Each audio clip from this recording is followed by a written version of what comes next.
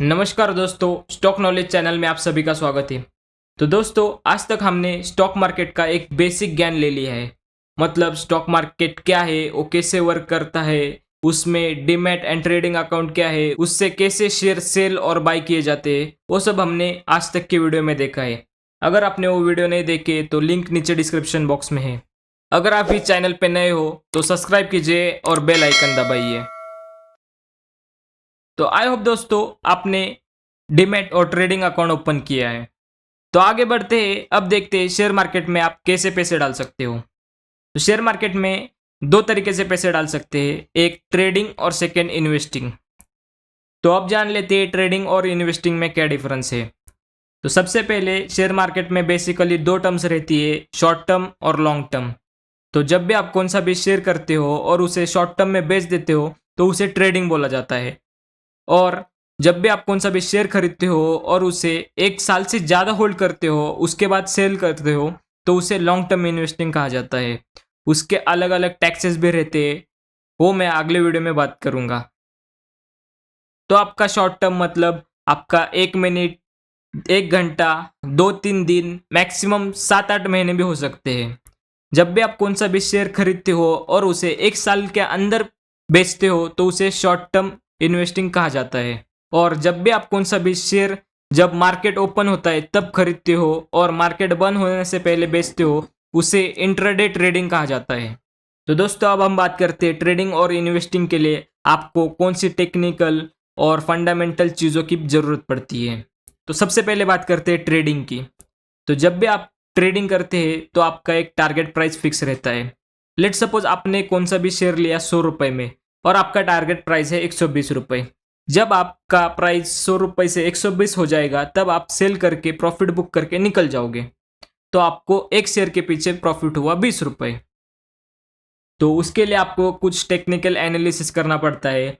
तो जैसे कि आप स्क्रीन पे देख रहे हैं, यहाँ पे कुछ चैट पैटर्न्स है, जैसे कि डबल टॉप, मतलब ऐसी कुछ लाइन बनी जिस ग्राफ में, तो उसका प्राइस नीचे जाएगा।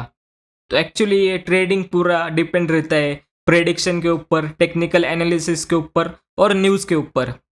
तो जैसे कि आप स्क्रीन पे देख रहे हैं, यहाँ पे डिफरेंट न्यूज़ के प्लेटफॉर्म्स है, जैसे कि मनी कंट्रोल है, स्टॉक एज है, CNBC। यहाँ पे सुबह मार्केट ओपन होने से पहले कुछ न्यूज़ आते हैं, उसके बाद वो टारगेट प्राइस बताते हैं। तो उसके ऊपर थोड़ा स्टडी करके ट्रेडर्स उसमें इन्वेस्ट करते हैं और प्रॉफिट बुक करके जाते हैं। तो हर बार प्रॉफिट होता ही ऐसे ही नहीं है, यहाँ पे बहुत रिस्क है। तो अब हम बात करेंगे लॉन्ग टर्म इन्वेस्टमेंट के बारे में। तो जैसे कि ट्रेडिंग में टेक्निकल एनालिसिस इंपॉर्टेंट है, तो लॉन्ग टर्म इन्वेस्टमेंट के लिए टेक्निकल प्लस फंडामेंटल एनालिसिस बहुत ही इंपॉर्टेंट है। तो इन्वेस्टमेंट मतलब जब भी आप कौन से भी कंपनी में इन्वेस्ट करते हो तो आपको कुछ हिस्सेदारी मिलती है। तो उसके लिए आप जब भी इन्वेस्ट करोगे तो खुद की कंपनी समझ के इन्वेस्ट करना। तो उसके लिए हमें ये फंडामेंटल एनालिसिस करना पड़ता है, जैसे कि कंपनी की बैलेंस शीट पढ़नी पड़ती है, उसके बाद उसका प्रॉफिट एंड लॉस स्टेटमेंट देखना पड़ता है, उसके बाद कंपनी के शेयर होल्डिंग पैटर्न्स और रिटर्न ऑन इक्विटी, उसके क्वार्टरली रिजल्ट्स कैसे हैं, बढ़ रहे हैं क्या नीचे जा रहे हैं, उसके बाद रेवेन्यू कितना है कंपनी का, वो भी क्वार्टरली बढ़ रहा है क्या गिर रहा है, ये सब चीज़ें हमें देखनी पड़ती हैं। जैसे कि आप स्क्रीन पे देख रहे हैं, एक XYZ कंपनी की बैलेंस शीट है। तो इसमें एसेट और लायबिलिटीज़ है। मैंने एक पूरा डिटेल वीडियो बनाया है एसेट और लायबिलिटीज़ क्या है, वो भी 2 मिनट में कुछ। तो अगर आपने वो वीडियो नहीं देखा तो पहले जाके वो वीडियो देखिए। तो एसेट में सब चीज़ें आएगी, जैसे कि कंपनी के पास कितने कैश है, उनके कितने अकाउंट से पैसे आने के बाकी है, उसके बाद उनके पास कितनी प्रॉपर्टी है, कितनी बिल्डिंग्स है, नेट लैंड कितना है, वो सब एसेट में काउंट हो जाएगा। उसके बाद लायबिलिटीज़ मतलब उनको कितने कर्जे हैं, फॉर एग्जांपल शॉर्ट टर्म डेब्ट है, लॉन्ग टर्म डेब्ट, इनकम टैक्स कितना भरना पड़ता है, वो सब लायबिलिटीज़ में आएगा। अगर कंपनी के एसेट अच्छे रहेंगे और लायबिलिटीज़ कम रहेगी तो कंपनी अच्छा परफॉर्मेंस दे रही है। तो मेरा मानना ऐसा है कि जब आप बिगिनर हो शेयर मार्केट में तो आपको लॉन्ग टर्म इन्वेस्टमेंट ही करना चाहिए, ना कि शॉर्ट टर्म और ट्रेडिंग। क्योंकि ट्रेडिंग और शॉर्ट टर्म इन्वेस्टिंग बहुत ही रिस्की है। वैसे लॉन्ग टर्म इन्वेस्टमेंट बहुत रिस्की नहीं है और यहाँ पे अच्छे रिटर्न भी मिलते हैं। तो अच्छे रिटर्न मिलने के लिए आपको बहुत टाइम होल्ड करना पड़ता है। ऐसा नहीं कि मैंने आज इन्वेस्ट किया और 1 साल बाद मेरा बहुत पैसा हो गया, ऐसा नहीं होता दोस्तों।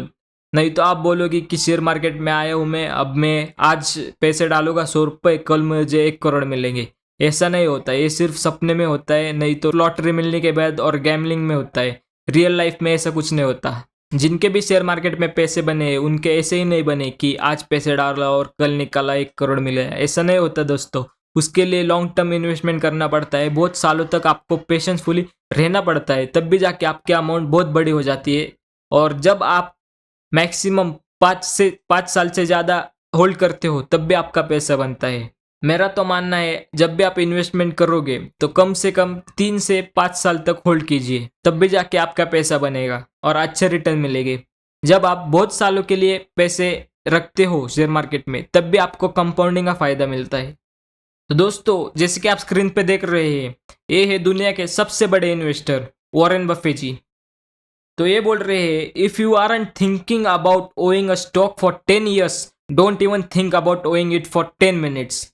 अगर आप कौन सा भी स्टॉक खरीदने जाते हो, अगर उस स्टॉक को आप 10 साल के लिए होल्ड नहीं कर सकते तो आप उस स्टॉक के बारे में 10 मिनट भी मत सोचो। मैं तो आपको मैक्सिमम 3 या 5 साल तक होल्ड करने को बोला था, लेकिन वॉरेन बफेट जी बोलते हैं अगर आप स्टॉक मार्केट में इन्वेस्ट करना चाहते हो मिनिमम आपको 10 साल होल्ड करना चाहिए। वॉरेन बफेट जी जब 11 साल के थे तभी उन्होंने इन्वेस्टमेंट स्टार्ट की थी और वो आज भी लॉन्ग टर्म के लिए होल्ड करते हैं। तो दोस्तों, मैं एंड में आपको यही कहूँगा कि जब आप बिगिनर हो तो इन्वेस्टमेंट के बारे में ही सोचो, ना कि ट्रेडिंग के बारे में। अगर आपको ट्रेडिंग के बारे में नॉलेज है तो ठीक है, लेकिन ब्लाइंडली फॉलो करके आपका पैसा बहुत डूब सकता है। तो दोस्तों, मैं आपको प्रैक्टिकली बताऊंगा कि लॉन्ग टर्म इन्वेस्टमेंट का कैसा फ़ायदा होता है। तो जैसे कि आप स्क्रीन पे देख रहे हो, मैं टीसीएस के शेयर प्राइस के बारे में बात करूंगा। ये है एक दिन का पैटर्न, चैट पैटर्न।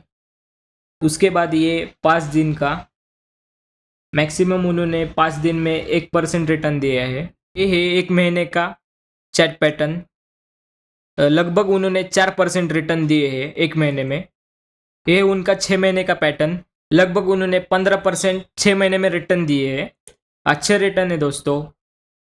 तो अब हम बात करते हैं 1 साल के पैटर्न के बारे में। तो लगभग उन्होंने 1 साल में 54% रिटर्न दिया है दोस्तों, 54%। अब आते हैं मैक्स चैट पैटर्न पे। तो इसमें आपको जब भी कंपनी लिस्ट हुई है और आज तक कितने रिटर्न है आप स्क्रीन पे देखिए दोस्तों। लगभग उन्होंने 2500 के ऊपर रिटर्न दिए दोस्तों, 2500। बैंक आपको 7% रिटर्न देती है। ये स्टॉक जब लिस्ट हुआ था तो उसकी प्राइस थी 120 रुपीज और आज ये चल रहा है 3150 के करीब। तो दोस्तों देखो, लॉन्ग टर्म इन्वेस्टमेंट के कितना बड़ा फायदा होता है। तो अब दूसरे शेयर के बारे में बात करते हैं, कोटक महिंद्रा बैंक। तो अभी तो फिलहाल ये माइनस में चल रहा है। ये देखो, आज के दिन में ये -1% है। 5 दिन में उन्होंने लगभग 4% रिटर्न दिए हैं। 1 साल की बात करते हैं, लगभग उन्होंने 34% रिटर्न दिए 1 साल में। और मैक्सिमम चैट पैटर्न पे आते हैं, तो जब ये 2001 में लिस्ट हुई थी तो उसकी प्राइस थी 2 रुपये, लगभग 2.5 रुपये, और आज उसकी प्राइस है 1800 रुपये। तो लगभग कंपनी ने 75,000% रिटर्न दिए दोस्तों। तो इसके लिए बहुत पेशेंस भी रखना पड़ता है। ये देखो, इधर 2001 में कंपनी लिस्ट हुई थी, उससे लेके 2005 तक कंपनी ने सिर्फ 48% रिटर्न दिए थे। ये देखो दोस्तों, ये प्राइस है 28 जनवरी 2005। जिसने भी 2001 में पैसे लगाया रहेगा तो वो बोलता रहेगा कि भाई ये पैसे ही नहीं बढ़ रहा। 2004 हो गए तो 3.5 पे ही रुका है। उसके बाद फिर से ये देखो 2005 तक मैक्सिमम वो 14 रुपये तक गया था। और जिसने भी इस स्टॉक को लॉन्ग टर्म के लिए देखो तो आज वो करोड़पति रहेगा दोस्तों। तो यही है कंपाउंडिंग का फायदा। आई होप दोस्तों, मैं आशा करता हूँ कि आपको ये वीडियो अच्छा लगा। अगर आपको ये वीडियो अच्छा लगा तो लाइक कीजिए, शेयर कीजिए और सब्सक्राइब कीजिए।